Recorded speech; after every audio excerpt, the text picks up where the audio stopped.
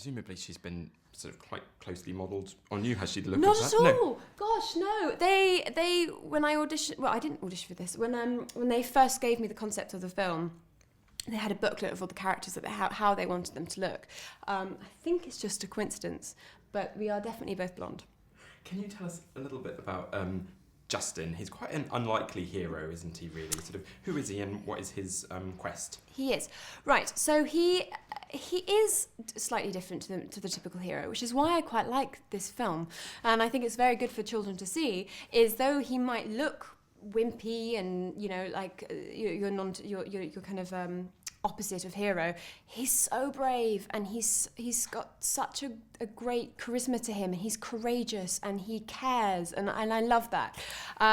So hopefully people will learn something from that. But Justin is this young boy in a small village, and he wants to be a knight, but that's not allowed. And it's a world of rules and regulations, and he wants to follow in his grandfather's footsteps. So he's been given a quest, because all knights need a quest, and he tries to do this quest in a way to also to impress my character, who is Lara. Who doesn't care, by the way. She's very spoilt and very obnoxious and very shallow and only cares about the way she looks and money.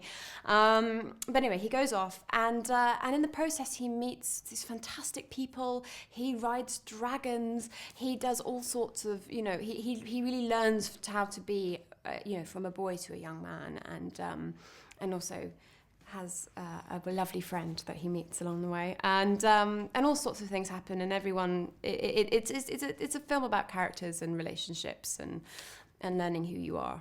And there's another lady in his life, isn't there? There is another lady in his life. I don't know how much I'm allowed to say, hence me Yes. being very ambiguous. But how would you say Talia compares to your character, to Lara? What the difference is there? Chalk and cheese, really, aren't they? Chalk and cheese. So Talia is.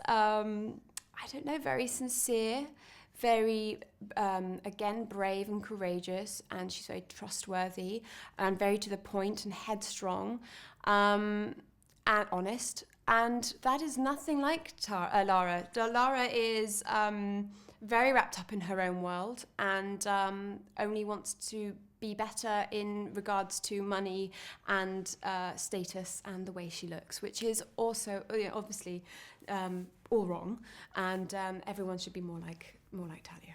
And Sir Clorix has got some quite cheesy chat-up lines up his sleeve, hasn't he? Oh, yeah, brilliant. Now, Lara sort of falls for those. How would you react in real life, though, Tamsin, yourself, to some of those cheesy one-liners?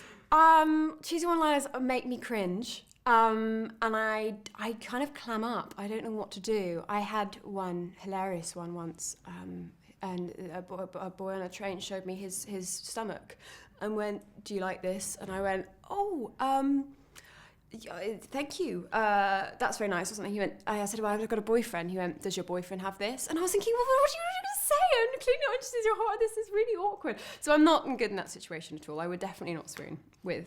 But, it is Antonio Banderas. There was a six-pack, though, was there, at least? No. Disappointing.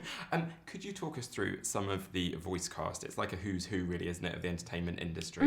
Just some of the people Absolutely. that are involved. Well, we have Charles Dance, we have Alfred Molina, we have Rupert Everett, Olivia Williams, Freddie Highmore, Saoirse Ronan, David Walliams, Antonio Banderas. Who else have there's so many of us. I don't know if I've missed anyone out, but we've got Julie Walters. We have an amazing cast. It's been an honour to work with them. Well, it's good that you didn't and Julie Walters, because she's got Julie to that Walters, level, hasn't she? Really, exactly. Julie Walters, exactly. And what did you just finally particularly enjoy about voicing a character? The sort of freeness, I suppose, that comes with that. Maybe going to work in your pajamas rather than having to sit in hair and makeup for hours, for instance. Yeah, people say that. I think for me, the creative process is also the way you look. I mean, it's important, not necessarily to look good. It's sometimes to look worse, or to kind of change your hair color. So I actually enjoy that bit.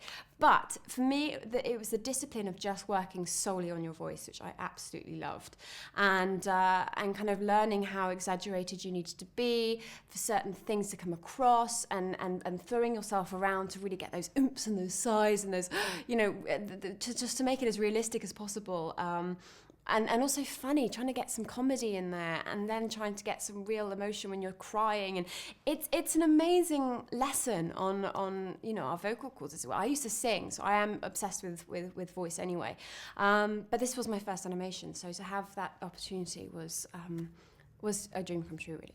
Tamsin Edgerton, thanks very much. Thank you.